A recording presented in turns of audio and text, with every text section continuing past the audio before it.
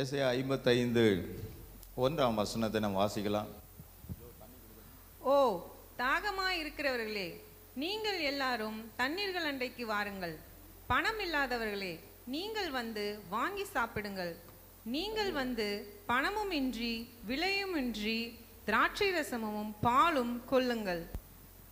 தாகம் மட்டும் ஒரு மனுஷனுக்கு வந்துச்சுன்னா அந்த தாகம் தீர்க்கப்படும்படி அந்த தண்ணி எங்கே கிடைக்குமோ அந்த இடத்த அவன் தேடி ஓடுவான். இன்றைக்கும் வந்திருக்கிற நீங்கள் ஏதோ ஒரு தாகத்தோடு இருக்கலாம். ஏதோ ஒரு காரியம் உங்கள் வாழ்க்கையில் கிடைக்க வேண்டும் என்று வந்திருக்கலாம். ஏதோ ஒரு தாகம் தீர்க்கப்படாததினாலே இந்த இடத்தில் உங்கள் தாகம் தீர்ப்பார் என்று சொல்லி நம்பிக்கையோடு வந்திருக்கிறீர்கள். ஆமென். அந்த தாகம் என்னவா இருக்கிறது என்பது உங்கள் எல்லாருக்கும் உங்கள் வாழ்க்கையின்படி உங்களுடைய பிரச்சனை உங்களுக்கு நல்லா தெரியும்.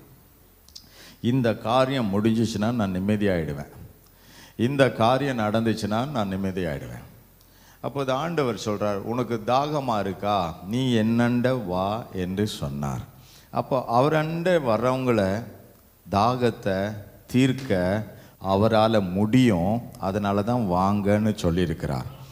இன்றைக்கு இந்த காலவழியில் உங்கள் வாழ்க்கையில் ஆண்டவர் தாகத்தை தீர்க்க போகிறார். ஆமென். அது என்ன தாகமாக இருக்கிறது என்பதை நீங்கள் நன்கு அறிந்திருக்கீங்க. அதை கர்த்தர் உங்களுக்கு செய்து முடிக்க போகிறார். கடனாக இருக்கலாம், வியாதியாக இருக்கலாம், குழந்தை பாக்கியமாக இருக்கலாம், இல்லை சில வியாதி சுகமாக வேண்டியதாக இருக்கலாம், சில பிரச்சனைகள் மாற வேண்டியதாக இருக்கலாம், சில குடும்பம் சேர வேண்டியதாக இருக்கலாம், சில பயங்கள் மாற, ஏதோ ஒரு தாகம் உனக்கு இருக்குது.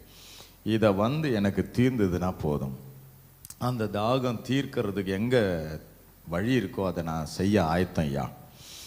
ஆனால் ஆண்டவராக இயேசு சொன்னார், தாகம் உனக்கு இருக்கா, நீ ஏன் கிட்ட வா என்று சொன்னார். மற்ற எங்கேயுமே எந்த வேதமும் தன்னிடத்தில் வா என்று சொல்லவில்லை. தாகம் ஒரு மனிதனுடைய வாழ்க்கையை சாகடிக்க கூட முடியும், மயங்கி போகச் செய்யும், அவனுடைய நிலையை தடுமாறி போக செய்யும். ஆனால் தாகம் ஒரு மனுஷனுடைய வாழ்க்கையை தீர்க்குமானால், அந்த தாகம் தீருமானால் அவன் மகிழ ஆரம்பிப்பான், புன்னிகையினால சிரித்து மகிழ்வான், சந்தோஷம் அடைவான். தாகத்தினுடைய இன்னொரு முறை பார்க்கும்போது, தண்ணி எந்த வீட்டில் வருவதில்லையோ, எந்த போர் வேலை செய்யலையோ, எந்த கிணற்றில் தண்ணி இல்லையோ, அவங்க இந்த லாரி டேங்கில் கொண்டு வர தண்ணிக்கு முன்னாடி வரிசையில் நிற்கும். அப்போது அவங்க பின்னதான் நிற்கும்போது அவங்களுக்கு எண்ணம், ஐயோ பல இடத்துல தண்ணி கொடுத்து வந்திருக்காங்க, இப்போ இந்த டேங்க்கில் எவ்வளோ தண்ணி இருக்குன்னு தெரில, அந்த குடம் தண்ணி எவ்வளோ சிந்த விடுறாங்களே, ஐயோ அதையாவது கிடைச்சா போதுமே என்று சொல்லி அந்த தண்ணிக்காக சண்டை போடுவார்கள். ஏனென்றால் தன் வீட்டில் இருக்கிற குழந்தைக்கு அந்த தண்ணியில் தான் ஒரு சமையல் செய்யணும், அந்த தண்ணியில் தான் அதை குளிப்பாட்டணும், அந்த தண்ணியில் தான் அதோடைய ட்ரெஸ்ஸை துவைக்கணும், அந்த தண்ணியில் தான் அதுக்கு வேண்டியதை, எவ்வளோ விதமான பிரச்சனைகளோடு அந்த தண்ணியை கண்டு ஏங்குவார்கள். தாகம் இருக்கிறவனுக்கு தான் அந்த தண்ணியுடைய வேல்யூ தெரியும். அப்படி பார்க்கும்போது வேதத்தில் தண்ணீரினால தெய்வன் மக்களை மீட்டெடுத்ததை நாம் பார்க்க முடிகிறது. 2 ராஜாக்கள் 5ஆம் அதிகாரம் 5ஆம் வசனத்தில் 2 ராஜாக்கள் 5:9 சில வசனங்களை நாம் பார்க்கலாம். அப்படியே நாகமான் தன் குதிரைகளோடும் தன் ரதத்தோடும் வந்து எலிசாவின் வாசற்படியிலே நின்றான். அப்பொழுது எலிசா அவனிடத்தில் ஆள் அனுப்பி, நீ போய் யோர்தானில் 7 தரம் ஸ்நானம் பண்ணு, அப்பொழுது உன் மாம்சம் மாறி நீ சுத்தமாவாய் என்று சொல்ல சொன்னான். அதற்கு நாகமான் கடும் கோபம் கொண்டு புறப்பட்டு போய் அவன் வெளியே வந்து நின்று தன் தேவனாகிய கர்த்தருடைய நாமத்தை தொழுது தன் கையினால் அந்த இடத்தை தடவி இவ்விதமாய் குஷ்டரோகத்தை நீக்கி விடுவான் என்று எனக்குள் நினைத்திருந்தேன். இந்த நாகமான் தன்னுடைய வீட்டில் வந்த ஒரு சிறு பெண்ணு நிமித்தம் எலிசாவண்டை இந்த இடத்துக்கு வரும்படி தன்னுடைய நாகமானுக்கு தன் மனைவி நிமித்தம் அறிவிக்கப்பட்டு நாகமானை தேடி வந்தான். வந்த இந்த நாகமான் என்ன யோசிச்சானா, நான் குஷ்டரோகியா இருக்கிறேன், தீர்க்கதரிசி அண்டை வந்து விட்டேன், நான் வந்த பிரச்சனையை அவனுக்கு தெரிந்ததுமே அவன் என்னை தொட்டு என்னை சுகமாக்கி விடுவான் என்று எண்ணி வந்தான். ஆனால் நான் வந்த சம்பவம் ஏற்க மாறாயிருந்தது. இந்த நாகமான் யோசித்து வந்த விஷயம் ஒன்று, அங்கே நடப்பது இன்னொன்று. அப்போது எலிசா இந்த நாகமானுடைய முகத்தை கூட பார்க்கல, தன்னுடைய உடன் ஊழியக்காரனை பார்த்து சொல்லுகிறான், நீ போய் அவனை என்ன பண்ண சொல்லு, யோர்தான்ல ஸ்நானம் பண்ண சொல்லு, அந்த யோர்தான் நதியில அவனை ஸ்நானம் பண்ண சொல்லு என்று சொல்லுகிறான். ஆனால் நாகமான் என்ன யோசித்தான், நான் எலிசாவண்டை போனால் இந்த இப்படியா யோர்தானில் இந்த நதியில் என்னை ஞானஸ்தானம் பண்ணலான்னு சொல்லுவார் என்று நினைக்கவில்லை. ஒரு ஊழியக்காரனை தீர்க்கதரிசியை தேடி நான் போகிறேன், அங்கே போனால் என் பிரச்சனைக்காக அவன் தொட்டு ஜெபிப்பான், என் வியாதி மாறும். தேவ பிள்ளைகளே, தாகம் ஒரு மனிதனுடைய வாழ்க்கையில் இருக்கும்போது அந்த தண்ணீர் அவன் பிரச்சனையை மாற்றுவது போல இன்றைக்கு அநேகருடைய வாழ்க்கையில கர்த்தர் தன் ஏற்பட்டிருக்கிற தாகத்தை தண்ணீரினாலே மாற்ற அவர் வல்லவராய் இருக்கிறார். இயேசு கிறிஸ்துவும் அங்கே வரவில்லை, தெய்வனும் அங்கே வரவில்லை, தீர்க்கதரிசியும் அங்கே வரவில்லை. அது ஒரு யோர்தான் நதி, அவ்வளவுதான். என்ன சொல்ல வரேன்னா, அவர் வார்த்தை எதை செய்ய சொல்லுதோ அதை செஞ்சீங்கன்னா அந்த இடத்துல அற்புதம் நடக்கும். ஆமென். அவர் வார்த்தையை நீங்க நம்பினீங்கன்னா அந்த வார்த்தை உங்களை எந்த இடத்திலும் ஆசீர்வதித்து காப்பாற்றும். அந்த வார்த்தைக்கு வல்லமை இருக்கிறது. நீங்கள் பொருள், சூழ்நிலை, இடங்கள் அதை கண்டு நீங்கள் அற்புதம் இல்லை என்று சொல்லாமல், நீங்கள் எங்கே இருந்தாலும் ஆண்டவர் உங்களோடு கூட வார்த்தையை அனுப்பி இருக்கும்போது அந்த வார்த்தையை நீங்கள் மதித்து அந்த வார்த்தையின் படியே நீங்கள் செய்யும்போது அவர் சொன்னதை அவர் நிறைவேற்றுவார். ஹல்லேலூயா. அப்ப அவன் அந்த யோர்தான் நதி அண்டை வந்தபோது அவன் கோபப்படுகிறான். நேற்றுக்கு நான் இங்கே வர்றதுக்கு இவ்வளோ பெரிய காரியங்கள், இதெல்லாம் எனக்கு எதற்கு?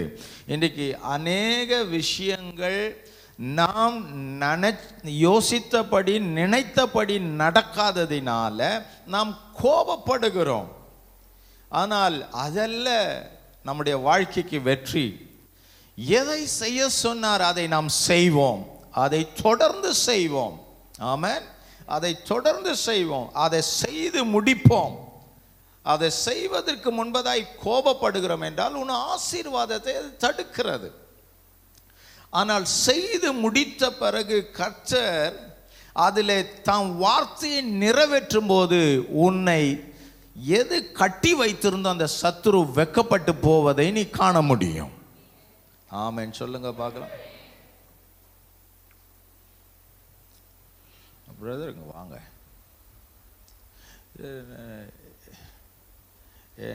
என்னுடைய ரூமில் நான் ஜெபம் பண்ணிக்கிட்டு இருந்தபோது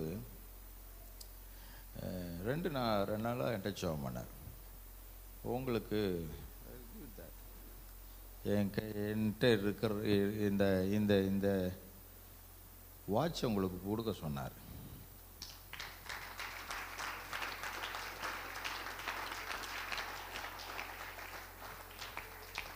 அபிஷேகம் மேலே இருக்கும். God bless you.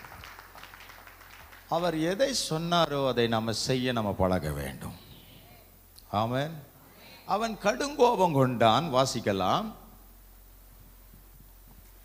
புறப்பட்டு போய் அவன் வெளியே நின்று, அதற்கு நாகமான் கடுங்கோபம் கொண்டு புறப்பட்டு போய் அவன் வெளியே வந்து நின்று தன் தேவனாகிய கர்த்தருடைய நாமத்தை தொழுது தன் கையினால் அந்த இடத்தை தடவி இவ்விதமாய் குஷ்டரோகத்தை நீக்கி விடுவான் என்று எனக்குள் நினைத்திருந்தேன். நான் ஸ்நானம் பண்ணி சுத்தமாகிறதற்கு இஸ்ரவேலின் தண்ணீர்கள் எல்லாவற்றை பார்க்கிலும் தமஸ்குவின் நதிகளாகிய ஆப்னாவும் பர்பாரும் நல்லதல்லவோ என்று சொல்லி, நம் வார்த்தையினாலே தான் அநேக அற்புதங்கள் நாம் இழக்கிறோம். நம்முடைய யோசனைகள் தான் தேவன் நமக்கு வைத்ததை நாம் பெற்றுக்கொள்ளாமல் நாம் இழக்கிறோம். நாமே எல்லாவற்றையும் முடிவெடுப்பதினால தான் நாம் வெட்கப்பட்டு போகிறோம். அந்த நாகமான் சொல்கிறான், இஸ்ரேலில் இவைகள் எல்லாம் எங்களுக்கு இருக்கிறதே, எல்லாவற்றையும் நான் அங்கே பண்ணியிருக்கலாமே, அங்கே எனக்கு நதிகள் உண்டல்லவோ, அங்கே நான் ஸ்நானம் பண்ணி இருக்கலாமே. இன்றைக்கு ஆண்டவர் எங்கே உன்னை கொண்டு வந்து வச்சிருக்கிறாரோ அங்கே இருக்கிற தண்ணி உன் தாகத்தை தீர்க்க போகிற தண்ணி. ஹல்லேலூயா, ஹல்லேலூயா, ஹல்லேலூயா. அவன் கோபம் படுவதற்கு காரணம் என்னென்றால், அவனுடைய குஷ்டரோகம் நீங்காதபடி, அந்த அற்புதத்தை பெறாதபடி பின்னதாய் இழுப்பதற்கு தான் அந்த கோபம். அது நியாயப்படியான கோபம் அல்ல, அது அவன் அற்புதத்தை பெறக்கூடாதபடி தடை செய்கிற ஒரு சத்துருனுடைய ஒரு சிந்தையை உனக்குள் அவன் திணிக்க பார்க்கிறான். அடுத்த வசனத்துக்குள் வரலாம். உக்கிரத்தோடு திரும்பி போனான். அவன் ஊழியக்காரர் சமீபத்தில் வந்து, அவன் நாகமான் அந்த அற்புதத்தை பெறாமல் திரும்பினான், கோபத்தோடு திரும்புகிறான். அப்போது தம்முடைய ஊழியக்காரனாகிய கேயாசியை வைத்து, தகப்பனே, அந்த தீர்க்கதரிசி ஒரு பெரிய காரியத்தை செய்ய உமக்கு சொல்லி இருந்ததால் அதை நீர் செய்வீர் அல்லவா? ஸ்நானம் பண்ணும், அப்பொழுது சுத்தமாவீர் என்று அவர் உம்மோடே சொல்லும்போது அதை செய்ய வேண்டியது எத்தனை அதிகம் என்று சொன்னார்கள். ஒரு தேவனுடைய வார்த்தை எவ்வளவு வேல்யூ உள்ளது என்பதை கிட்ட நின்று பார்க்கும்போது தான் தெரியும். ஹல்லேலூயா, ஹல்லேலூயா. நீங்கள் அற்புதங்களை பெற்றிருக்கிறீர்கள் என்றால் உங்கள் அற்புதம், உங்களுடைய சுகம், உங்களுடைய விடுதலை, உங்களுடைய நன்மையை புதிதான ஒரு சூழ்நிலை, ஒரு பிரச்சனை வந்து உங்களுக்கு முன்பதாய் நின்று நீ எதிலுமே விடுதலை பெறாதவர்கள் போல அவரை வெறுத்து விடும்படிக்கு உன்னை தூண்ட செய்யும். அப்பொழுது நீ மறுபடியும் அதில் சுகாரித்து எழும்ப வேண்டும்.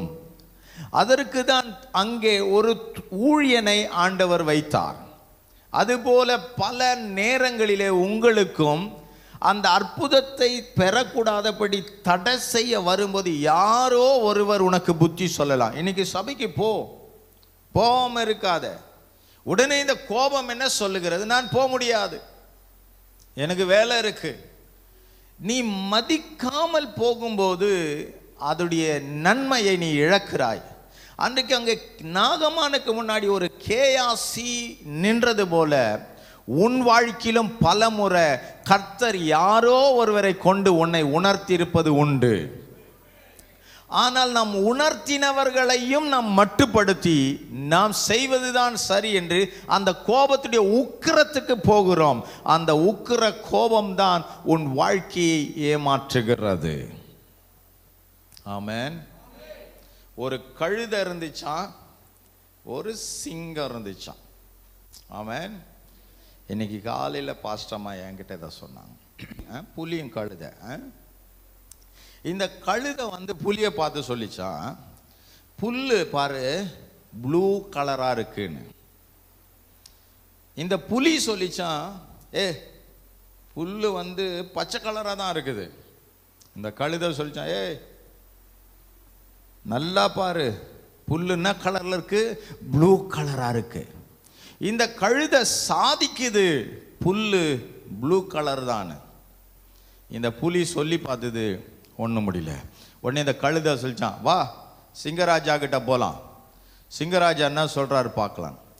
இந்த கழுதையும் இந்த புலியும் சிங்கராஜா கிட்ட போயிட்டு இந்த கழுதையும் புலியும் சொல்லுது, ராஜா எங்களுடைய ஒரு காரியத்துக்கு நீங்க பதில் சொல்லணும். என்னப்பா? இந்த கழுதை சொல்லுது புல்லை பார்த்துட்டு ப்ளூ கலர்ல இருக்குன்னு, நான் சொல்றேன் பச்சை கலர்ல இருக்குன்னு. நீங்க ராஜா, நீங்க என்ன சொல்றீங்க? அப்ப அந்த ராஜா புலியை பார்த்து சொன்னாராம், ஆமா புல்லு ப்ளூ கலர்ல தான் இருக்குன்னுச்சான். உடனே கழுதைக்கு ஒரே சந்தோஷம் வந்துச்சான். இந்த கழுதை சொல்லுது, பத்தியா நான் சொன்னதுதான் கரெக்டு. இந்த புலிக்கு ரொம்ப கோவம் வந்துச்சு. என்னடா இது, ராஜாவே மூட்டாளா இருப்பான் போல இருக்கு. புல்லு பச்சை கலரில் இருக்குது, ப்ளூ கலர் இருக்குன்னு அதுக்கு சப்போர்ட் பண்ணுறாரு. உடனே ராஜா சொன்னாராம், கோபம் பட்டு, தபர் நான் சொன்னது தான் கரெக்டு, இதுக்கு மீறி நீ எதுவுமே பேசக்கூடாதுன்னு சொல்லி 5 வருஷம் நீ வாயே திறக்கக்கூடாதுன்னு சொல்லி சிங்கத்துக்கு வாய்த்துக்கு கட்டளையிட்டாராம். இந்த சிங்கம் ரொம்ப வேதனையோடு போயிடுச்சு. இந்த கழுதை ரொம்ப குஜாலமாக போயிடுச்சு. பா, நான் சொன்னேன், நான் தான் ஜெயித்தேன். இந்த புலிக்கு ஒரு நாள் இந்த ராஜா கிட்ட போயிட்டு நின்று கேட்டுச்சான், ராஜா நான் ஒன்று கேட்குறேன், புல் ப்ளூ கலர்லையா இருக்கு? ராஜா சொன்னாரா, இல்லை பச்சை கலரில் தான் இருக்குது. அப்போ ஏன் அந்த கழுதை சொல்லும்போது நீங்கள் ப்ளூ கலர்னு ஒத்துக்குன்னு ஏன் மேலே தண்டனை போட்டீங்க? அவர் சொன்னாராம், ஏய் புலி, உன் பலம் எவ்வளோ பெருசு, அந்த கழுதை கிட்ட போயிட்டு நீ வந்து அது கழுதை, அது முட்டாள், நான் சொன்னாலும் புரிஞ்சிக்காது, அதுக்கிட்ட போயிட்டு நீ நின்றுட்டு வந்துட்டு வழக்கு எடுத்துகிட்டு வரையே. அந்த கழுதைக்கு எத்தனை முறை சொன்னாலும் மண்டையில் ஏறாது. அந்த கழுதை என்ன சொல்லுதோ அதுதான் அதுக்கு தெரியும்.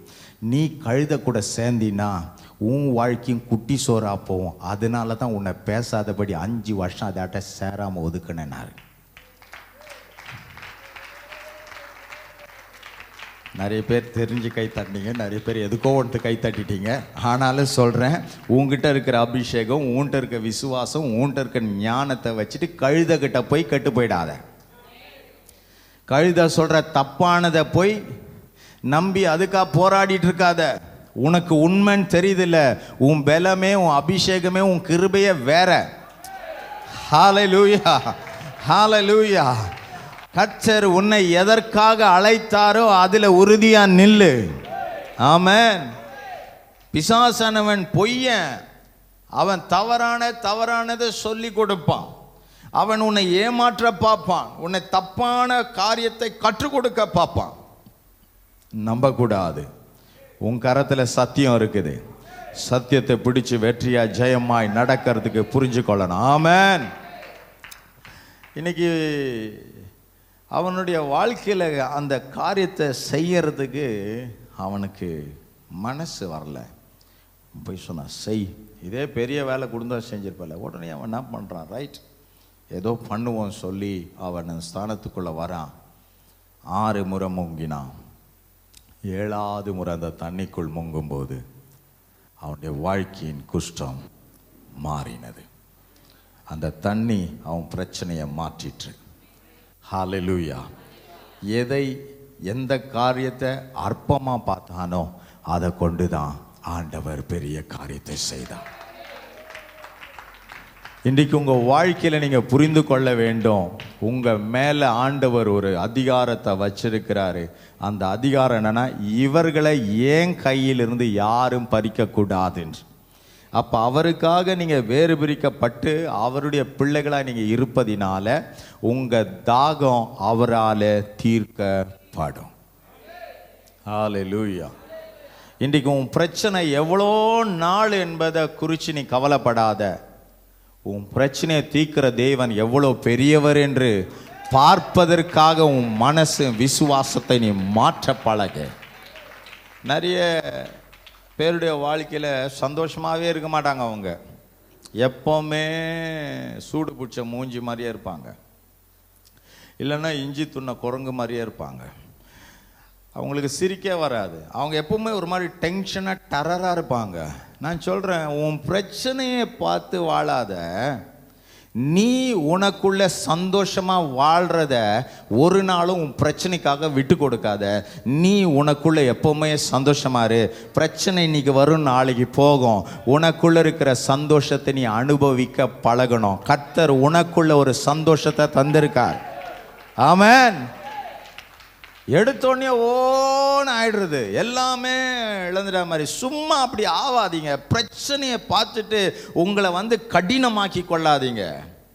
அது உங்கள் சூழ்நிலை, உங்கள் வாழ்க்கையை நிர்ணயிக்க இடம் கொடுக்காதீங்க. நீங்கள் தான் உங்கள் வாழ்க்கையை நிர்ணயிக்கணும்.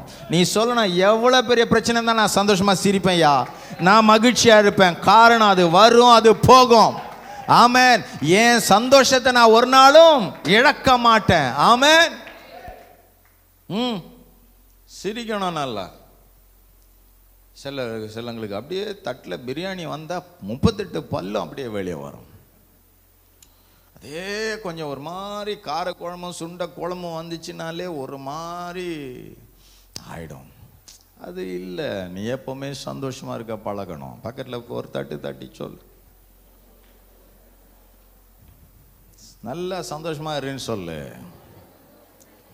உடனே அப்படியே அப்படியே விஷம் ஊசி போட்ட மாதிரி ஆயிடக்கூடாது. குண்டானா போட்டு அடிக்கிறது, கதவை டம்மான்னு சாத்துறது, சாத்தின கதவை திறக்கிறது இல்லை, ஃபோனை சுவிட்ச் ஆஃப் பண்ணுறது, அப்படியே ஒரு மாதிரி டெரராயிடுறது, எல்லாம் முடிஞ்சு கூல்டானா அப்புறம் அந்த ஈன்றது. நீ உன் சந்தோஷத்தை விடாத. கடும் கோபங்கள் எப்பவுமே உன் அற்புதத்தை உன்னிலிருந்து அது பறித்து விடுகிறது, தடை செய்கிறது. ஜாலியா இருங்க, மகிழ்ச்சியா இருங்க. நீங்க யாருன்றத முதல் புரிஞ்சுங்க. உங்களுக்குள்ள யார் இருக்கிறான்றத புரிஞ்சுங்க. ரொம்ப ஹாப்பியா இருங்க. பக்கத்தில் பார்த்தா கொஞ்சம் சிரிங்க, அப்படியே ஜாலியா இருங்க. நம்ம சந்தோஷமா இருக்கணும். ஏன்பா உம்முனுக்குற, 1000 ரூபாய் கடனுக்கு தானால உம்முனுக்குறேன், உன்னை தூக்கி வெயில்ல போட. ஆமென். கவலைப்பட்ட ஒரு மாதிரி வெறுப்பு அப்படியே ஆயிட்டனா பிசாசு தப்பான எல்லைக்குள்ள உன்னை கொண்டு போயிடுவான். டென்ஷன் ஆவ ஆவ ஆவ தப்பான முடிவுகளை எடுக்க வைப்பான்.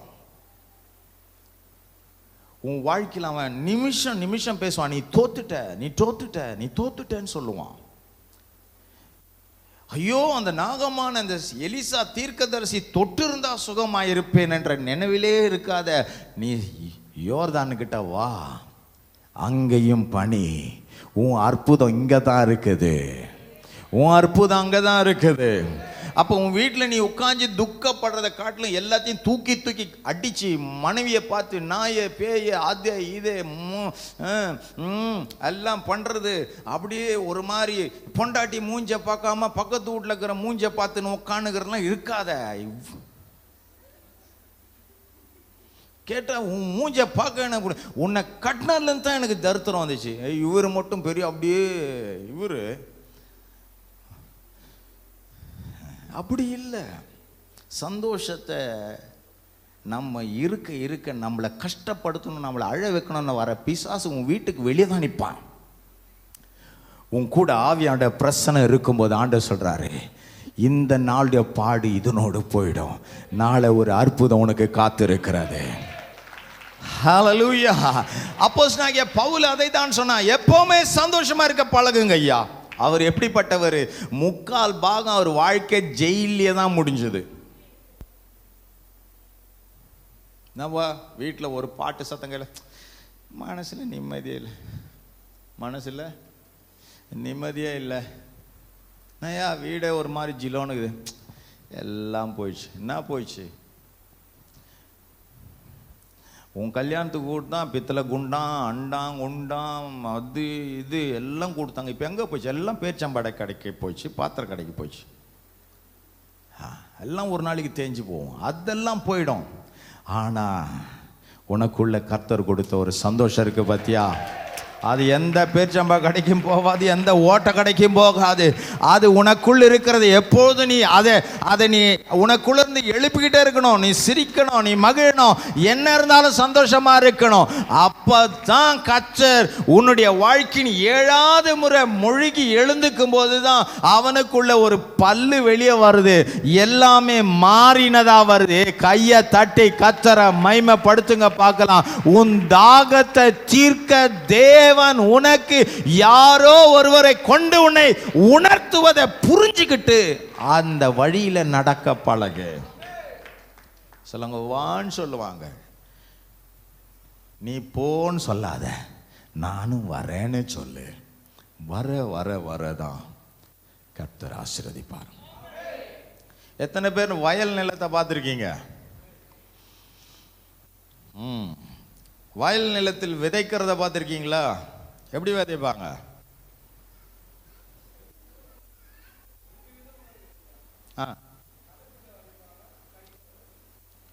கையில் விதைக்கிறது மட்டும். கையில் விதைக்குது எப்படி? அப்படி விதைப்பாங்க. ரைட், விதைக்க பழகிருக்கீங்க. எதுக்கு விதைக்கணும்? அது வளரணும், பலன் தரணும். இப்படி விதைச்சினா தான் இப்படி அறுவடை செய்வேன். இப்படி விதைக்கிறவன் தான் இப்படி அறுவடை செய்வான். ஆண்டவர் உனக்கே புரிய வைக்கிறார். நீ அவ்வளோ தூரத்தில் விதைச்சியோ அதெல்லாம் போயிட்டு உன பக்கமாக தாண்டா அறுத்துட்டு வருவ. ஆமாம். எவ்வளோ நீ அழுதியோ அவ்வளோத்தையும் மறுபடியும் உனக்கு தான் வருது. சந்தோஷமா. இப்போ நாகமானுடைய உள்ளமானது பூரிக்கிறது, சந்தோஷத்தில் பூரிக்கிறது. இப்போ கேயாசியப்பா சொல்ற, நான் அந்த ஊழியக்காரை பார்க்கணும், தீர்க்கதரிசியை பார்க்கணும். ஏயா? நான் காணிக்க கொண்டு வந்திருக்கிறேன், எல்லாத்தையும் அவர் கொடுத்துட்டு போனோம். எப்படி மாறிச்சு இல்லை? இன்னைக்கு தாகத்தோடு வந்திருக்கிற தேவ பிள்ளையே, இயேசு சொன்னா, நீ என் அண்டை வா, உன் தாகத்தை நான் தீர்ப்பேன். யோவான் 4:5 சில வசனங்களை அப்படி நாம் வாசிக்கலாம்.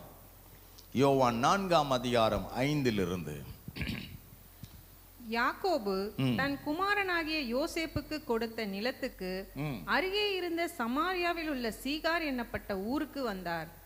அங்கே யாக்கோபுடைய கிணறு இருந்தது. இயேசு பிரயாணத்தினால் இளைப்படைந்தவராய் அந்த கிணற்றின் அருகே உட்கார்ந்தார். அப்பொழுது ஏறக்குறைய 6ஆம் மணி வேளையா இருந்தது. அவருடைய சீஷர்கள் போஜன பதார்த்தங்களை கொல்லும்படி ஊருக்குள்ளே போயிருந்தார்கள். அப்பொழுது சமாரியா நாட்டாளாகிய ஒரு ஸ்திரீ தண்ணீர் மொள்ள வந்தாள். இயேசு அவளை நோக்கி, தாகத்துக்கு தா என்றார். என்ன மொள்ள வந்தா? இயேசு என்ன கேட்கிறாரு? தாகத்துக்கு தா. இப்ப யாருக்கு தாகம்? யாருக்கு தாகம்? யாருக்கு தாகம்? இயேசுவுக்கு தாகம். இயேசுக்கு வந்த தாகம் என்ன தெரியுமா? அவளுக்குள் ஒரு பெரிய தாகம் இருக்கு. அந்த தாகத்தை தீர்ப்பதற்காக தான் இந்த இயேசுவானவர் அந்த சமாரியா ஸ்திரீ அண்டை போகிறார். அவளுடைய வாழ்க்கையை மாற்றி உலகமே பட்டணமே அவளை ஒதுக்கி வைத்திருக்கிறது. அவளுக்குள் ஒரு பெரிய தாகம். நானும் சமுதாயத்தில் நல்லவளா வாழணும், நானும் இந்த சமுதாயத்தில் என் பேர் கட்டு போயிற்று, நானும் இனி மக்களோடு நல்ல ஒரு மகளாய் வாழ ஆசைப்படுறேன், ஆனால் இனி அது முடியாது போல இருக்கு என்று சொல்லி அவள் தாகமானது பயங்கரமானதினால அவள் ஊற்று ஆழத்துக்கு போய்விட்டது. ஒரு தாகம் ஒரு மனிதனுடைய வாழ்க்கையை மாற்ற வேண்டும் என்று தான் அந்த தாகம் அவனுக்கு எடுக்கிறது. அந்த தாகம் இல்லாதவன் மாறுவது இல்லை. எதற்காக இந்த சமாரியா ஸ்திரீ அந்த கணத்தண்டை வந்திருக்கிறா? அவளுக்கு தண்ணீர் தேவை, ஒரு தேவைக்காய் வந்திருக்கிறா. அந்த தேவை ஒன்று அவளுடைய வழியிலே இயேசு குறுக்கிட்டா. இன்றைக்கு வந்திருக்கிறவங்க வாழ்க்கையில ஆண்டவர் ஏதோ ஒரு எல்லையிலே உங்கள் வாழ்க்கையில் அவர் குறுக்கிட்டு இருக்கிறார். ஆகையால் தான் அன்றைக்கு அந்த இயேசுவை நீங்கள் பிடித்து கொண்டீர்கள். இன்றைக்கு அவரை துதிக்கிற சேனைகளாய் நீங்கள் மாறிக்கொண்டிருக்கிறீர்கள். அநேகர் ஆண்டுக்காக ஊழியம் செய்கிறீர்கள், அநேகர் செய்வதில்லை. அநேகர் சுவிசேஷங்களை பிரசங்கிக்கிறீர்கள், அநேகர் பிரசங்கிக்கிறது இல்லை. இயேசுவை நன்மை மட்டும் பெற்றுக்கொண்டு அப்படியே மறைந்து இருக்கிறீர்கள். ஆனால் சிலரோ அந்த நன்மை பெற்றுக்கொண்டு இன்றைக்கும் அவருக்காக அவர்கள் பிரஸ்தாபமாய்க்கொண்டே இருக்கிறார்கள். இன்றைக்கும் இயேசுவை அவர்கள் பிரசங்கித்து கொண்டிருக்கிறார்கள். தான் பெற்றுக்கொண்ட நன்மையின் தாகம் தீர்த்தவர் உங்க தாகத்தையும் தீர்ப்பார் என்று சொல்லிக் கொண்டிருக்கிறார்கள். ஆமென் சொல்லுங்க பார்க்கலாம். ரைட். இவகிட்ட கேட்குறாரு, தாகமா இருக்கு, தண்ணி தான். இவ சொல்றா, உங்ககிட்ட மொழ்றதுக்கு எதனா பாத்திரம் இருக்கா? நான் கேட்குறேன். அவர்கிட்ட இருந்தாருன்னா உங்ககிட்ட ஏன் அவர் கேட்குறாரு? இப்போ நீ என்ன நினைக்கிற? இயேசுவே, நான் எவ்வளோ கடவுளெலாம் கும்பிடுறேன், உங்ககிட்ட வந்துட்டா மட்டும் என்ன விசேஷமாகுது? நான் அங்கேயே கும்பிட்டுக்கிறேன். ஆண்டவர் சொல்கிறாரு, என்கிட்ட வந்தீன்னா நான் உன்னை கொடுப்பேன். ஏன்னா நான் கொடுத்தது போல 303 கோடி தேவர்கள் கொடுக்கவே இல்லை. அது என் ஜீவனையே நான் உனக்காக கொடுத்துருக்கேன். அப்போ இப்போ சொல்ற உங்ககிட்ட அதுவும் இல்லையா? சரி பார்த்துங்க, அவளுடைய அற்புதத்துக்கு தடையாக அவள் வார்த்தை மாறிக்கொண்டிருக்கிறது. இந்த தாகம் யாருக்கு தீர்க்கப்பட வேண்டும்? இயேசுவுக்கு அல்ல, அந்த சமாரியாளுக்கான ஸ்திரீயானவளுக்கு தான். ஆனால் அவளுடைய அற்புதத்தை அவள் வாயின் வார்த்தையினாலே அதை அவள் கெடுத்து கொண்டிருக்கிறாள். அவள் சொல்லுகிறாள், இது ஆழமா இருக்கு. ரெண்டாவது, உங்ககிட்ட எதனா இருக்கா? இல்லையா? மூன்றாவது சொல்றார், நீர் யூதராய் இருக்கிறீர், நான் சமாரியா, உங்களுக்கு எனக்கு சம்பந்தமே கிடையாது. முற்றிலும் போட்டு உடைச்சிட்டா. இன்றைக்கு ரட்சிக்கப்பட்டு அபிஷேகம் பெற்று வல்லமை பெற்று வார்த்தையை பெற்று உபவாசம் எடுக்கிற நம்மளே சொல்லுவோம், என் கஷ்டம், என் வாழ்க்கையில மாற்றம் வர போறதில்லை. நீர் யூதராய் இருக்க, நான் சமாரியாளாய் இருக்க சம்பந்தமே கிடையாது. நீங்க பேசுறத நிறுத்திங்க, உங்க வழியை பார்த்து போங்க. இன்றைக்கு இயேசு எத்தனை முறை உன் வாழ்க்கையின் தாகத்தை தீர்க்க உன்கிட்ட வந்து பேசினதை நீயே தடுத்திருக்கிற, நீயே கெடுத்திருக்கிற. அந்த செவியை நீ அடைச்சிட்ட, அந்த வார்த்தையை நீ நிறுத்திட்ட. இன்னிலிருந்து ஆண்டரை நோக்கி வாய் திறந்து கேட்க போறோம், நான் தாகமா இருக்கிறேன்ப்பா. அவர் வாய் திறந்துட்டாரு, தாகமா இருக்கா, நீ என்கிட்ட வா, நான் உனக்கு இளைப்பாறுதல், நான் உனக்கு தாகம் தீர்ப்பேன்னாரு. இவர் விடல. அவன் கடும் கோபம் கொண்டான், வேண்டான்னு உக்கிரத்தோடு திரும்பினான். அந்த ஊழியக்காரன் விடல. இவள் வார்த்தையில தடுத்து நிறுத்தி அவரை விட்டு அவருடைய பேச்சை நிறுத்தி அவருடைய காரியங்களுக்கு கை கொடுக்காம போறா. ஆனாலும் அவர் விடல. அவர் சொன்னாரு, நீ கொடுக்கிற தண்ணியை நான் குடிக்கிறேன், ஆனா நான் கொடுக்கிற தண்ணி நீ குடிச்சினா ஒரு காலம் உனக்கு இனி தாகம் உண்டாகாது. நான் கொடுக்கிறத நீ குடிச்சினா இனி ஒரு காலம் உனக்கு தாகம் உண்டாகாது. இயேசுவே என்று சொல்லி ஆலயத்துக்குள்ள நீ கால் வச்சதுமே உன்னை பிடிச்ச எல்லா கர்மமும் ஒளிந்து போகிறது. காரணம், அவருடைய ஸ்தலம் பரிசுத்தமானது. இயேசுவே என்று உள்ள நீ பிரவேசித்த வாழ்க்கையில் இருந்த பிரச்சனைகளை அவர் உரிந்தெடுக்க வல்லவராயிருக்கிறார். ஏனென்றால் அவர் சர்வயாவி. ஆமென், ஆமென். எரேமியா 33 அதிகாரம் 2-3 வசனத்தை நாம் வாசிக்கலாம். எரேமியா 33 அதிகாரம் 2 வசனம் 3 வசனம். இதை செய்கிற கர்த்தருமாய், இதை திடைப்படுத்தும்படி இதை உருவேற்படுத்துகிற கர்த்தருமாய் இருக்கிற யெகோவா என்னும் நாமமுள்ளவர் சொல்லுகிறது என்னவென்றால், யெகோவா என்னும் நாமமுள்ளவர் சொல்லுகிறது என்னவென்றால், சொல்லுகிறதை கேட்க வேண்டும். யார் சொல்லுகிறார்? யெகோவாவின் நாமமுடையவர் சொல்லுகிறார். என்ன சொல்லுகிறார்? என்னை நோக்கி கூப்பிடு, என்னை நோக்கி கூப்பிடு, அப்பொழுது நான் உனக்கு மறு உத்தரவருளி செய்து உனக்கு அறியாததும் உனக்கு எட்டாதுமான பெரிய காரியத்தை செய்ய போறேன். சமாரியா ஸ்திரீயே, உனக்கு எட்டாத ஒரு பெரிய காரியத்தை செய்ய போறேன். உனக்கு அறியாத ஒரு காரியத்தை செய்ய போறேன். உன்னால புரியாத ஒரு காரியத்தை செய்ய போறேன். யெகோவா நாமமுள்ளவர் சொல்லுகிறார், நீ என்னை நோக்கி கூப்பிடு, உன் சூழ்நிலையை நான் மாற்ற போகிறேன், உன் வாழ்க்கையை மாற்ற போகிறேன். அவள் வாழ்க்கையில 6 புருஷனோடு வாழ்ந்து ஒரு விபச்சாரியான வாழ்க்கை. அவள் எங்கேயுமே அவள் வாழ்க்கையிலே அவள் சந்தோஷத்தை அனுபவிக்க முடியவில்லை. அவள் வாழ்க்கை நாளுக்கு நாள் சீரழிந்து கொண்டே போகிறது. இன்றைக்கோ அவள் யாக்கோபின் கிணற்றண்டை வந்து தண்ணீர் மொள்ள வந்த போது அவள் எதிர்பாராத விதமாய் 7வது ஒரு மணவாளனை சந்திக்கிறாள். அவர்தான் ஆண்டவராய் இயேசு கிறிஸ்து. அவர் பூரண புருஷர், அவர் சத்தியவரன், அவர் நீதி உள்ளவர். அந்த மணவாளனை யாரெல்லாம் மணந்து கொள்ளுகிறோமோ அவர்கள் வாழ்க்கை பாக்கியமாய் மாறுகிறது. ஹalleluya! 6 புருஷர்களும் அவள் பேரை கெடுத்தார்கள். 7வது புருஷனாகிய இயேசு என்னும் மணவாளன் அவள் வாழ்க்கையில் சந்தித்த போது அவள் வாழ்க்கையே மாறினது, அவள் பட்டணமே மாறினது. கொஞ்ச நேரத்தில் அவள் சொல்லுகிறாள், நீர் யார்? என் காரியங்கள் அனைத்தையும் நீ சொல்லுகிறாயே, என் புருஷனை விசாரிக்கிறாய், என் நிலைமையை விசாரிக்கிறாய், என்னை பற்றிய எல்லா காரியங்களும் அப்படியே சொல்லுகிறாயே, நீர் யார்? உடனே அவள் பட்டணத்துக்குள் ஓடினாள்.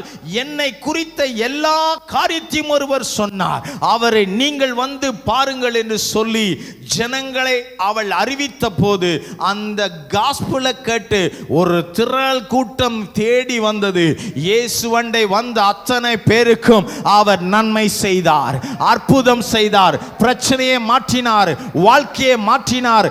தாகத்தோடு வந்த எல்லா ஜனங்களுடைய தாகம் தீர்க்கப்பட்டு அந்த சமாரியா பட்டணமே களி கூற ஆரம்பிப்பதற்கு ஒரு விபச்சாரியானுடைய வாழ்க்கை, நாட்டம் எடுத்த வாழ்க்கை அநேகருக்கு சுவிசேஷத்தை சொல்ல மாறுமானால் இன்றைக்கு எத்தனை மகிமையான தெய்வன் அப்புறமாய் புறம்பே தள்ளப்பட்டவளை தூக்கி எடுத்து மகிமையாய் நிறுத்துவதற்கு அவர் வார்த்தை அவ்வளவு வல்லமையாய் இருக்கிறது. அந்த வார்த்தை அவளுடைய அநேக வருஷங்களுடைய தாகத்தின் பசியை மாற்றினது. நீ எப்படி அவரை பார்க்கிறியோ அப்படிதான் அவரை உனக்கு தெரிவார். உன் இயேசுவை நீ ரொம்ப சின்னவரா பார்த்தீன்னா உன் வாழ்க்கையில சின்னவரா தெரிவார். உன் பிரச்சனைகள் எல்லாம் பெரிது, இயேசு ரொம்ப சின்னவரா நீ பார்த்துட்டு இருந்தீனா இந்த பிரச்சனையெல்லாம் இயேசுவால மாற்றவே முடியாது என்று உன் ஜெபத்தினுடைய வலிமை மங்கி போகுமானால் உன் பிரச்சனை உன் முன்பதாய் அப்படியே நிற்கும். வேதம் சொல்லுகிறது, நான் உனக்கு திறவுகோலை கொடுக்கிறேன், உனக்கு திறவுகோலை கொடுக்கிறேன். பூமியிலே நீ எதை திறக்கிறியோ அது பரலோகத்தில் திறக்கப்படும். ஒரு திறவுகோலை ஆண்டவர் கொடுக்கிறார்.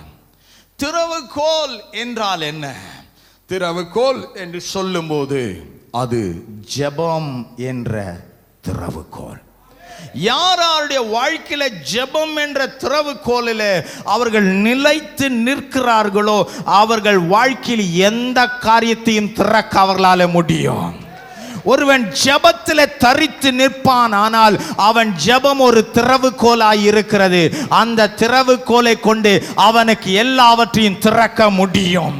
ஹல்லேலூயா. இன்றைக்கு அநேகருடைய வாழ்க்கையில் பிரச்சனைகளை தான் முக்கியத்துவப்படுத்தி விட்டு தங்கள் சமாதானத்தை அதற்குள் கெடுத்து விடுகிறார்கள். ஆனால் இன்னொரு பக்கத்தில் ஜெபத்தில் நின்று திறவுகோலால் ஜெயித்து திறக்கும்படியான சிந்தை இல்லாததினால ஜெயம் நமக்கு வராது என்று இருக்கிறார்கள். ஆனால் சிலரை பார்க்கும்போது ஜெபித்து ஜெயிக்கிறார்கள், ஜெபித்து ஜெயிக்கிறார்கள். ஏன்னா ஜெபிக்கிற ஒவ்வொருடைய ஜெபத்தையும் அவர் கூர்ந்து கவனிக்கிறார். ஜெபம் உன் வாழ்க்கையின் ஒரு திறவுகோலாய் இருக்கிறது. ஹல்லேலூயா. வேதம் சொல்லுகிறது, பூமியில நீ எதை கட்டுறியோ அதை பரலோகத்தில் நான் கட்டுவேன், பூமியில நீ எதை கட்டவிழ்க்கிறியோ பரலோகத்தில் அவிழ்ப்பேன். தேவ ஆவியானுடைய பரிசுத்த ஆவியானுடைய வல்லமையை நீ பெற்றுக்கொண்டு இப்பிரபஞ்சத்தினுடைய பொல்லாத ஆவிய பரிசுத்த ஆவியின் வல்லமையினால நீ கட்ட வேண்டும். பரிசுத்த ஆவியானுடைய வல்லமையினால பரலோகத்தினுடைய நன்மைகள் திறக்கப்பட வேண்டும். இன்றைக்கு பூமிக்குரிய உன் ஆசீர்வாதங்களை தடை பண்ணுகிற ஆவிய இந்த பரிசுத்த ஆவியின் வல்லமை கொண்டு கட்ட பழகு. உன்கிட்ட இருக்கிற அபிஷேகத்தினால் கட்டும் அதிகாரம் உனக்கு ஆண்டவர் கொடுத்திருக்கிறார். உன்னை துக்கப்படுத்துகிற ஆவியை கட்டு. உன் வாழ்க்கையை சீரழிக்கணும் நீ திட்டமிட்ட ஆவியை கட்டு. உன் வாழ்க்கையில் இருக்கிறது எல்லாவற்றையும் உரிந்தெடுத்த ஆவியை கட்டு. உன் ஆசீர்வாதத்தை திருடின ஆவியை கட்டு. உன் ஆசீர்வாதம் திரும்ப உனக்கு வரும்படியான பரிசுத்த ஆவியின் பலத்தினால் அந்த கட்டுகளை அவிழ்க்க ஆரம்பி. சாத்தான் கட்டினவைகள் எல்லாம் தேவ வல்லமையினால் அந்த அபிஷேகத்தோடு கூட அந்த கட்டுகளை அவிழ்க்க பழகு. அவிழ்க்க பழகு, அவிழ்க்க பழகு. உன் ஆசீர்வாதத்தை கட்டி இருக்கிறானா தேவ வல்லமையோடு போய் அதை அவிழ்க்க பழகு. ஒரு மனிதன் ஜெபத்தில் வல்லமையா மாறிட்டானா அவன் வாழ்க்கையின் தோல்விகள் அவன் வாழ்க்கையில ஜெயம் எடுப்பதே இல்லை. அதைதான் ஏசாயா 54:17 சொன்னார், உனக்கு விரோதமாய் உருவாக்கப்படுகிற எந்த ஆயுதமும் வாய்க்காதே போகும். ஆயுதங்கள் எழும்பும், ஆனால் அது வாய்க்காது. பிரச்சனைகள் எழும்பும், அது வாய்க்காது.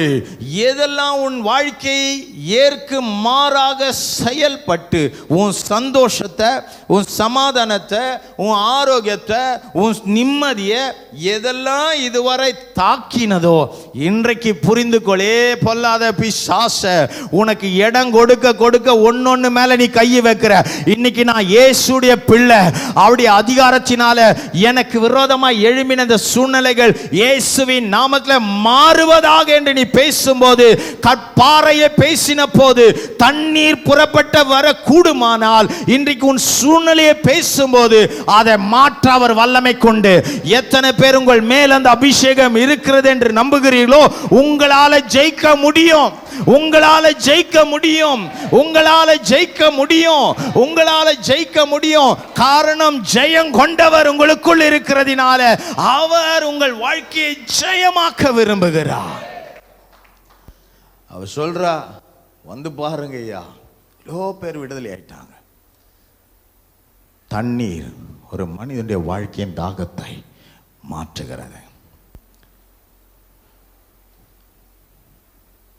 உன் வீட்டில் ஒரு தனி இடத்தை ஒதுக்கி அந்த இடத்துல உட்கார்ந்து இயேசுவோடு நீ பேசுகிற ஒரு நேரத்தை நீ ஒழுங்குபடுத்தி கொள்ள வேண்டும்.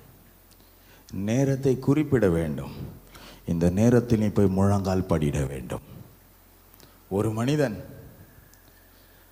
எப்பொழுதும் தன் வேலையின் அந்த மத்தியான நேரத்தில் ஒரு 1/4 மணி நேரம் நேராய் ஒரு இடத்தில் ஓடி போய் அவன் அப்படியே ஜெபிப்பானான். 1/2 மணி நேரத்தில் 1/4 மணி நேரம் சாப்பிட்டு அந்த 1/4 மணி நேரம் ஜெபம் பண்ணிட்டு அவன் நேரா வேலைக்கு ஓடுவான். தினமும் அதை செய்வான், தினமும் அதை செய்வான். அவன் அந்த இடத்தில் போனதும் சொல்வான், இயேசுவே நான் வந்திருக்கிறேன். எப்பொழுதும் சொல்வான், இயேசுவே நான் வந்திருக்கிறேன் உம்மோடு பேச. ஒரு நாள் அவன் பலவீனப்பட்டான், பயங்கரமான ஃபீவர் வந்துச்சு. அவனை ஹாஸ்பிட்டல் அட்மிட் பண்ணிட்டாங்க, ஐசியூவில் போட்டிருக்காங்க.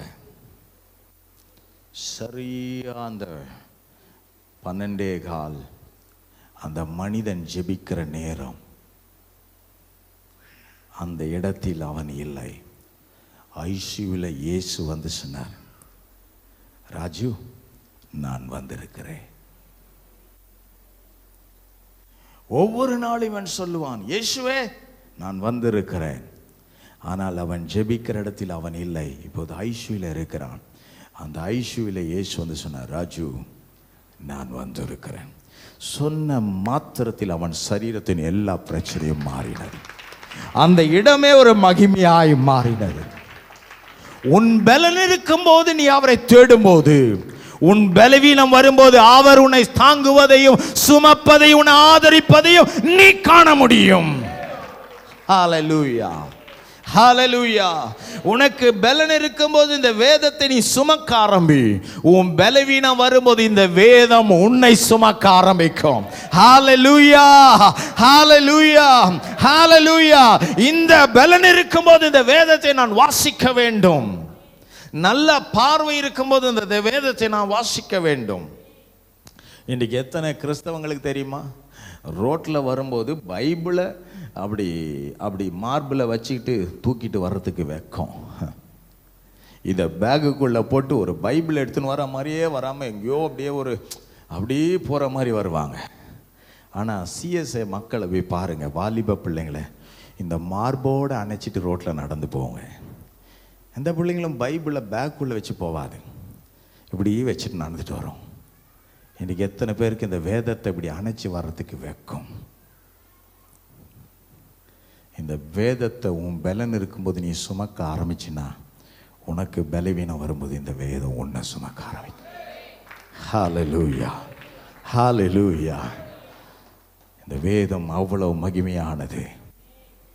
யோவான் 5ஆம் அதிகாரம் 5ஆம் வசனத்திலிருந்து சில வசனத்தை பார்த்து நாம் ஜெபிச்சு முடிக்கலாம். 38 வருஷம் 38 வருஷமாய் வியாதி கொண்டிருந்த ஒரு மனுஷன் அங்கே வந்தான். படுத்திருந்த அவனை இயேசு கண்டு 38 வருஷமாய் வியாதி கொண்டிருந்த மனுஷன் அங்கே இருந்தான். இயேசு அங்கே வந்து அவனை கண்டு படுத்திருந்த அவனை இயேசு கண்டு அவன் வெகு காலமாய் வியாதியஸ்தன் என்று அறிந்து அவனை நோக்கி சொஸ்தமாக வேண்டும் என்று விரும்புகிறாயா என்று கேட்டார். அதற்கு வியாதியஸ்தன், ஆண்டவரே, தண்ணீர் கலக்கப்படும் போது என்னை குளத்தில் கொண்டு போய் விடுகிறதற்கு ஒருவரும் இல்லை. நான் போகிறதற்குள்ளே வேறொருவன் எனக்கு முந்தி இறங்கி விடுகிறான் என்றான். இயேசு அவனை நோக்கி, எழுந்திரு, உன் படுக்கையை எடுத்துக்கொண்டு நட என்றார். உடனே அந்த மனுஷன் சொஸ்தமாகி தன் படுக்கையை எடுத்துக்கொண்டு நடந்து போனான். அந்த நாள் ஓய்வு நாளாயிருந்தது. 38 வருஷம் அவன் தேவையின் தாகம் தீர்க்கப்படவில்லை. இங்கேதான் படுத்துக்கிட்டு இருக்கிறான், விடுதலை இல்லை. இயேசு அவனை தேடி வந்தார்.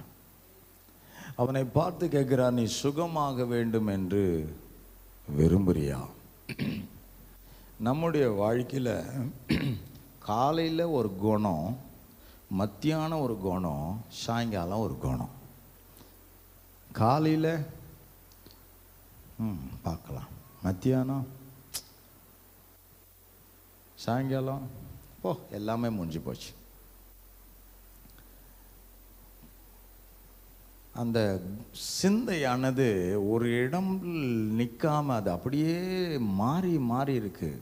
அவங்க பேச்சு மாறுகிறது. அவங்களுடைய சூழ்நிலை போல அவங்க மாறிடுறாங்க. அவங்கள புரிஞ்சு கொள்ளவே முடியல. ஆனால் 38 வருஷம் ஒரே இடத்துல இருந்தவன், அவனுடைய லட்சியம் என்னன்னா, இங்கிருந்து நான் சுகம் பெற்று போனோம், இல்லைன்னா இங்கேயே சாவணும். யாருக்கிட்ட இயேசு வரணும்னா, சத்தியம் தெரியாதவங்க கிட்ட வருவார். ஆனால் சத்தியம் தெரிஞ்சவங்க நம்ம தான் ஏசப்பா கிட்ட போகணும்.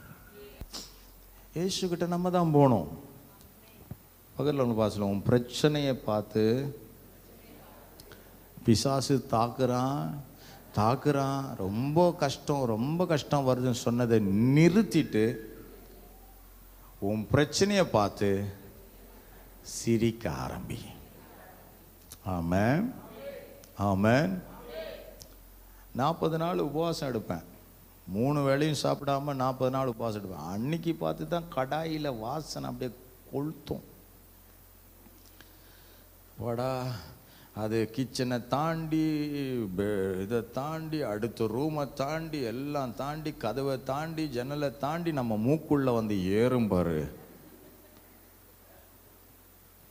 உபவாசத்தில் இல்லாத போதெல்லாம் அந்த மாதிரி வறுவலும் அந்த மாதிரி வாசனை வந்தே இருக்காது. ஆனால் ஃபாஸ்டிங்கில் இருக்கும்போது கலரி விடுவாங்க பாரு, அந்த மாதிரி இருக்கும். போதிய உபவாசம் போய் முடிச்சிடலான்ற மாதிரி இருக்கும். சோதனையை சகிக்கிற மனுஷன் பாக்கியம்.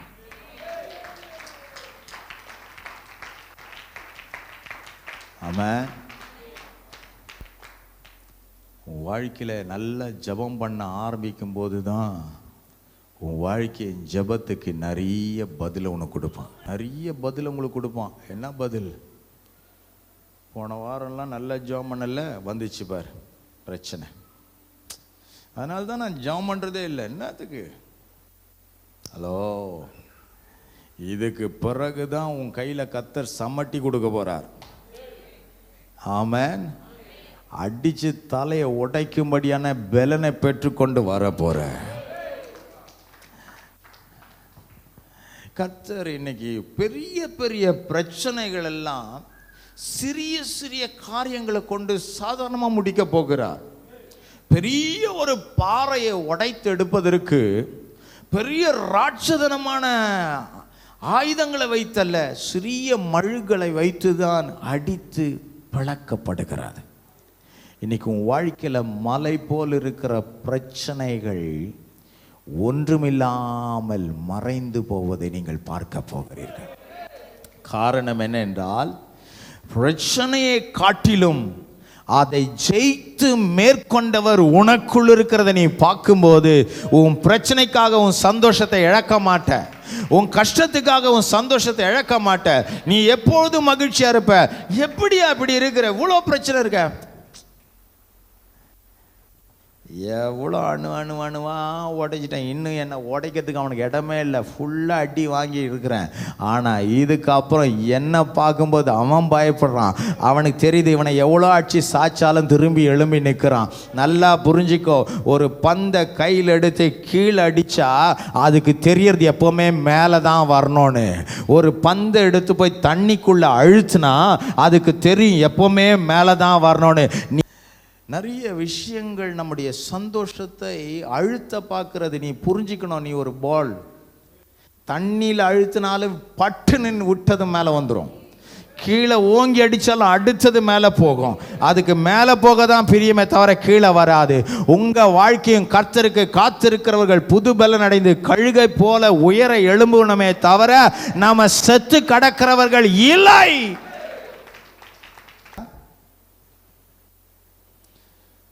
சில கத்தி எப்பவுமே மொக்கையாக தான் இருக்கும். அதை 10 வாட்டி அடித்தாலும் அது வெட்டாது. அது உபயோகப்படாத ஒரு கத்தி. ஆனால் மட்டன் ஷாப்பில் போய் பாருங்கள், மீன் கடையில் போய் எப்போவுமே தீட்டிக்கிட்டே இருப்பான். அதை வச்சுன்னா பட்டுன்னு வெட்டான். அது சாணா பிடிச்சிட்டே தீட்டிக்கிட்டே இருப்பான். உங்கள் நாக்கெல்லாம் என்ன திட்டுது? அவன் வந்துட்டான், அவன் பேசிட்டானா போன் அவனுக்கு இன்னைக்கு பண்ணிட்டான், அவன் வீட்டில் சேர்க்க மாட்டான் பண்ண. ஐயோ, உனக்கு குறை பார்க்கறதும் குற்றம் சொல்றது தான் உன் நாக்கு ஷார்ப்பாக இருக்கா தவிர வார்த்தையை கொண்டு சாத்தானை வெட்டுறதுக்கு உன் நாக்கு ஷார்ப்பாக இல்லை. நான் பலமுறை யோசிப்பேன், ஆண்டவர் இந்த நாக்கில் சக்தியே கிடையாது. அது அப்படியே ரொம்ப சாஃப்டாக இருக்கும். ஆனால் இந்த 38 பல்லுக்கிட்ட அது டேமேஜ் ஆகாமல் இத்தனை வருஷம் வாழுதுன்னா என் ஆண்டவர் என்ன மாதிரி வச்சுக்கிறார்? கொஞ்சம் ஓரம் தள்ளி வச்சிருந்தாரு. இந்த நாக்குக்குள், இந்த பல்லுக்குள்ள இந்த நாக்கு எத்தனை கறி, எத்தனை மாம்பழம், அது இது லட்டு, ஜாங்கிரி, ஜிலேபி, முறுக்கு,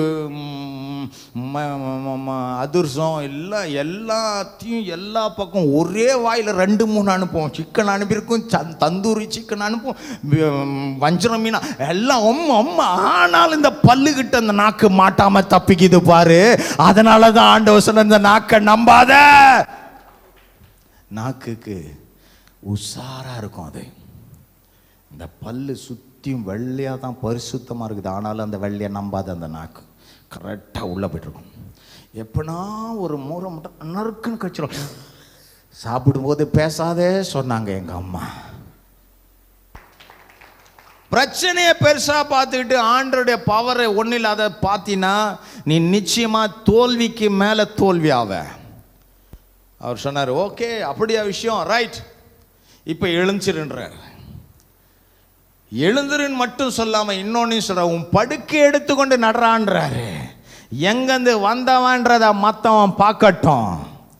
இன்றைக்கு உன் பிரச்சனைகளோடு கூட நீ இருந்த இடத்தை விட்டு அந்த பிரச்சனையை அப்படி தூக்கிட்டு வந்து நின்று சொல்லுவ, இந்த பிரச்சனையில் நின்ற என்னை இயேசு விடுதலையாக்கினார், இந்த பிரச்சனையில் நின்ற என்னை இயேசு மாற்றினார், இந்த பிரச்சனையிலிருந்து என் வாழ்க்கையை இயேசு என்னை காப்பாற்றினார். அதுதான் ஆண்டவர் சொன்னார், பரிசுத்த ஆவியாகிய நான் உன்னாண்டை வரும்போது நீ எனக்கு சாட்சியா மாறுவ.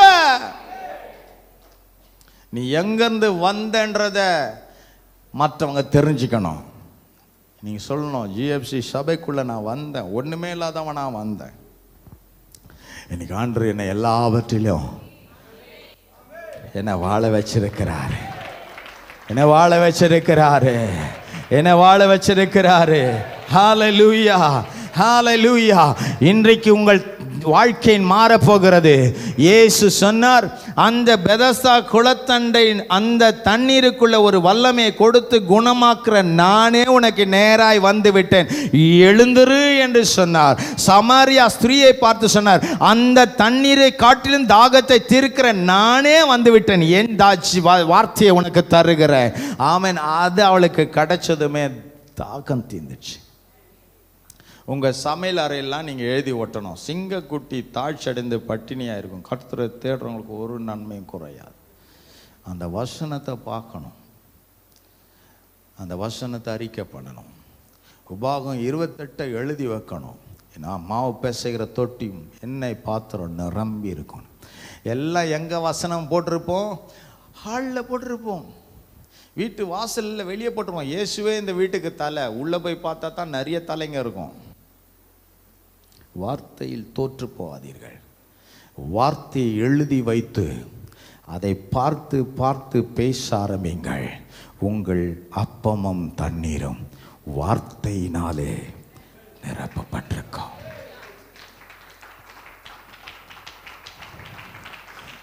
வேலை செய்கிறவர்கள் சொல்ல வேண்டும். சங்கீதம் 128 படி அவன் கையின் பிரயாசங்கள் எல்லாம் ஆசீர்வதிக்கிறார். அவன் கையின் பிரயாசங்களை ஆசீர்வதிக்கிறார். சங்கீதம் 1ஆம் அதிகாரம், அவன் செய்கிறதெல்லாம் வாய்க்கிறது. வார்த்தையை பேசுங்கள், வார்த்தையை பேசுங்கள். இப்படி சொல்லி இருக்கிறது, இது நடக்கட்டும், இப்படி எழுதியிருக்கிறது, இது நிறைவேறட்டும் என்ற அந்த வார்த்தையை அப்படியே நம்புங்கள். அதை அப்படியே நம்புங்கள், அப்படியே பேசுங்கள். உங்கள் தாகத்தை அவர் தீர்ப்பார். உன் சூழ்நிலை மாறும். கர்த்தர் நல்லவர், கர்த்தர் நல்லவர், கர்த்தர் நல்லவர். ஹல்லேலூயா. எத்தனை பேர் விசுவாசிக்கிறீங்க உங்கள் வாழ்க்கையின் தாகம் தீர்க்க வந்திருக்கிறார்? யோவான் 3ஆம் அதிகாரத்தில் சொன்னார், ஒருவன் ஜலத்தினாலும் ஆவினாலும் பிறக்கலனா என் ராஜ்யத்துக்கு வர முடியாதுன்னு. அந்த தண்ணீர் நம்ம பாவத்தெல்லாம் கழுகிற்று. இன்றைக்கு அமர்ந்திருக்கிற உங்க பாவத்தெல்லாம் அந்த தண்ணீர் இயேசுவின் இரத்தமாய் கழுகினது. ஹல்லேலூயா.